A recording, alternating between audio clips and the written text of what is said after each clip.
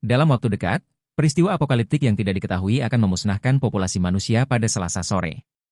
Dale tampaknya menjadi satu-satunya manusia terakhir di bumi, dan tidak ada orang lain yang menemaninya. Dia tinggal di perpustakaan tempat dulu dia bekerja dan masih merawat buku-bukunya dengan baik, menatanya dengan rapi agar dapat menjadi sejarah. Dia mengambil makanan di supermarket dan juga memancing, karena ikan masih tetap ada dan tidak punah. Dale juga memiliki kebiasaan untuk mengunjungi rumah-rumah di kota tersebut. Setiap hari dia memilih sebuah rumah dan membersihkannya sambil menutupi wajahnya, dan dia juga mengambil foto dari rumah tersebut. Selain itu, dia juga mengambil barang yang berguna seperti baterai dan bensin, serta membawa semua buku ke perpustakaannya. Jika dia menemukan mayat, dia membungkusnya dengan spray dan kemudian menguburkannya dengan bantuan ekskavator. Setelah selesai, dia menambahkan tanda X di depan rumah, lalu menandainya juga di petanya. Suatu malam, Dale pergi tidur setelah menonton film seperti malam-malam sebelumnya. Tiba-tiba dia terkejut mendengar ledakan di luar. Ada kembang api yang menyala di langit, artinya ada orang lain di dekat dia. Keesokan paginya, dia pergi ke kota untuk menyelidiki kejadian kemarin dan dia menemukan sebuah mobil yang menabrak. Pengemudi mobil itu, Grace, tidak sadarkan diri karena alkohol. Dale melihat sekilas ke dalam mobil, dan dia mengetahui bahwa Grace juga yang menyalakan kembang api tersebut, serta menemukan pistol di sana. Beberapa saat kemudian, Grace terbangun di dalam rumah dengan perban di kepalanya. Dia mencoba membuka pintu tetapi pintu itu terkunci. Dale mengajukan pertanyaan kepada Grace, dan dia menjelaskan bahwa dia belum melihat orang lain dan dia tidak tahu mengapa dia selamat. Hal ini mirip sekali dengan apa yang dialami oleh Dale.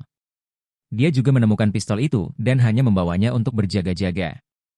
Dale tidak ingin dia tinggal di kota itu, jadi dia menyiapkan mobil untuknya. Dale akan membukakan pintu jika Grace berjanji untuk keluar setelah menghitung sampai 100. Namun Grace mengingkari janjinya dan langsung membuka pintu. Setelah memberinya kunci, dia pergi tanpa menghiraukan apapun yang Grace katakan. Grace tidak menyerah dan dia mulai mengikuti Dale menjalankan rutinitasnya. Dia menawarkan bantuan untuk membersihkan rumah, berkata bahwa dengan 2 pasang tangan mereka dapat menyelesaikan pekerjaan itu lebih cepat dan melanjutkan ke kota berikutnya. Namun di mata Dale, tidak ada kota lain. Dia tidak menerimanya sebagai pendampingnya, tetapi Grace tetap mengikutinya. Suasana kesepian yang dialami Dale berubah menjadi ramai karena kehadiran Grace. Tetapi tampaknya Dale masih belum terbiasa, dan bahkan dia menyuruh Grace untuk makan di meja yang berbeda. Dia juga tidak mau mengobrol atau berdiskusi tentang apa yang terjadi. Grace merasa putus asa dan memutuskan untuk pergi dari sana. Dia mengambil barang-barangnya dan bersiap untuk pergi. Tetapi begitu dia masuk ke mobil, Dale datang dan telah berubah pikiran. Sejak saat itu, Grace bersama Dale membersihkan rumah bersama. Grace sadar kalau Dale mengetahui nama semua mayat di kota dan masih ingat apakah mereka berhutang buku atau terlambat mengembalikan ke perpustakaan. Ketika Dale menguburkan orang mati, Grace merasa Dale sedikit tidak manusiawi, karena tidak mengatakan apapun untuk mengenang orang-orang tersebut.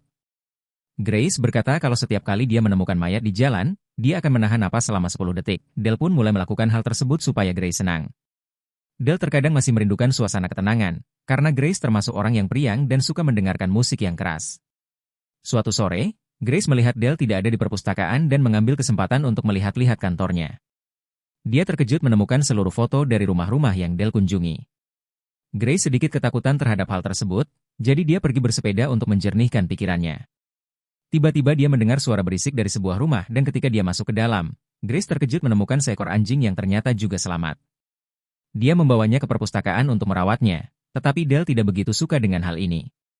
Meskipun demikian, dia masih menawarkan beberapa nama untuk anjing tersebut, meskipun pada akhirnya mereka tetap memanggilnya dengan nama anjing. Sedikit demi sedikit, Dale dan Grace semakin menerima kehadiran masing-masing. Mereka mulai makan di meja yang sama, dan Grace juga berbagi beberapa cerita masa kecilnya. Namun dia tetap tidak berani menata rambutnya, karena tidak ingin Dale melihat bekas luka misterius di belakang lehernya. Beberapa hari kemudian, mereka menemukan anjing sedang menghancurkan sebuah buku. Dale frustrasi akan kejadian ini dan menyuruh Grace untuk membersihkan kekacauan itu, sementara Dale membawa anjing itu keluar. Tetapi ketika dia mencoba melakukannya, anjing itu menggigitnya. Grace membantu Dale membersihkan lukanya dan menjahitnya, tapi sekarang Dale sangat kesal dengan anjing itu. Dia juga tidak suka dengan kebaikan Grace yang merawat dirinya. Keesokan paginya, Grace bangun dan tidak dapat menemukan anjing itu. Semalam dia telah mengikat anjing tersebut. Dale dan Grace mencarinya keliling kota, dan pada waktu itu Dale mengakui bahwa dia membiarkan anjing itu keluar untuk buang air kecil. Grace merasa Dale berbohong dan sengaja melepaskan anjing tersebut, jadi dia menjadi marah. Ketika mereka kembali ke perpustakaan, dia mabuk dan menanyakan foto yang dikumpulkan oleh Dell, serta menuduh Dell yang hanya melihat orang sebagai objek saja. Dell pergi tidur dengan rasa bersalah, jadi keesokan harinya dia mengajak Grace ke rumah kaca rahasianya dan memberinya izin untuk merawat tanaman tersebut. Dia juga mengizinkan Grace untuk membersihkan rumah sendiri, sehingga mereka akan membersihkan lebih banyak rumah dengan lebih cepat. Akhirnya Dell dan Grace dapat bekerja sama, dan bahkan Grace mulai membantu menyiapkan makanan. Meskipun demikian, dia tetap menyembunyikan bekas lukanya. Dia juga menemukan sepasang walkie-talkie di salah satu rumah sehingga mereka tetap dapat berkomunikasi dari jauh. Suatu sore, Grace menemukan sebuah rumah yang tidak ada di peta. Begitu Grace masuk rumah itu, Dell marah dan mengusirnya. Dia tidak ingin membersihkan rumah ini, dan karena itu Grace tahu bahwa ini adalah rumah Dell. Rupanya di sini Dell melihat kematian pertamanya, yaitu anak kecil yang sedang tidur. Grace membujuknya dan akhirnya Dell setuju untuk membersihkan rumah ini. Dia mengubur ibunya sendiri, dan kali ini Dell meluangkan waktu lebih dari 10 detik untuk mengheningkan cipta sebagai ucapan selamat tinggal. Setelah mereka selesai membersihkan rumah Dell, Grace akhirnya mengakui ada sesuatu yang belum dia ceritakan, tapi dia mencium Dell sehingga Dell tertidur.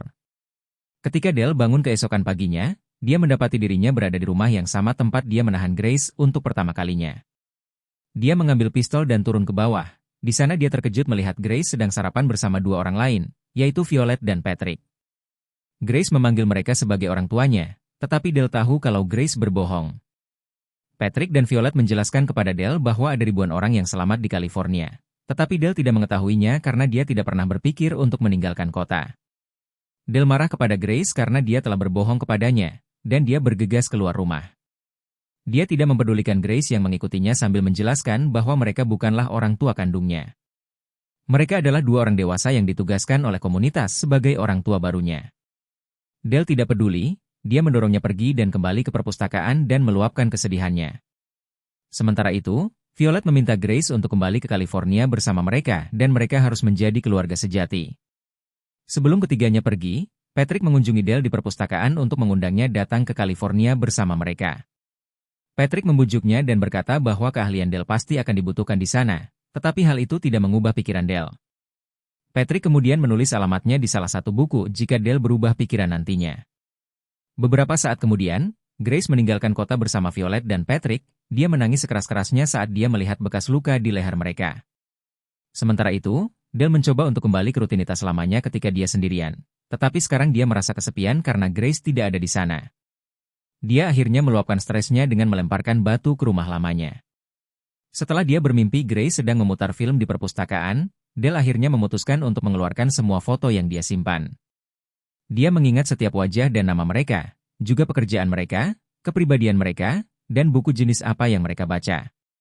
Dia menyadari bahwa dia tidak pernah benar-benar sendirian dan Dell dengan tergesa-gesa mencari alamat yang ditinggalkan Patrick di perpustakaan tanpa mempedulikan buku-buku tersebut. Dell pun memulai perjalanannya ke California. Perjalanan itu tidak mudah, tetapi Dell pandai beradaptasi dengan apa yang ada.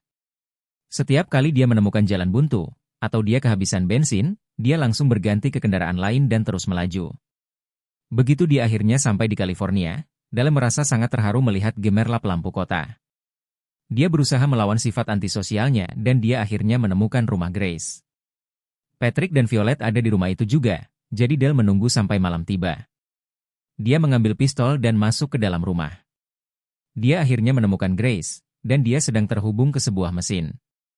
Mesin itu memodifikasi otak dan menghapus memori manusia supaya mereka dapat melupakan kejadian kiamat tersebut. Rupanya setiap orang di komunitas ini telah mengalami perlakuan yang sama, karena itulah satu-satunya cara supaya mereka bisa melupakan dan bahagia kembali. Dell tidak membuang waktu dan melepaskan mesin itu dari Grace. Dia masih cukup sehat untuk berdiri dan pergi bersamanya. Dalam perjalanan keluar mereka bertemu Patrick. Dia mencoba menghentikan mereka dan menjelaskan bahwa cara ini adalah pilihan terbaik. Tetapi Grace mengambil pistol dan menembaknya. Pada saat itu, Violet muncul dan berkata bahwa dia dulu memiliki seorang putri, namun kemudian perilakunya berubah dan kembali dingin melihat Patrick yang sedang tergeletak di lantai. Setelah mengambil beberapa perbekalan, dia dan Dell meninggalkan kota sambil mengabaikan orang-orang di jalanan yang menjalani hidup mereka yang penuh kepalsuan.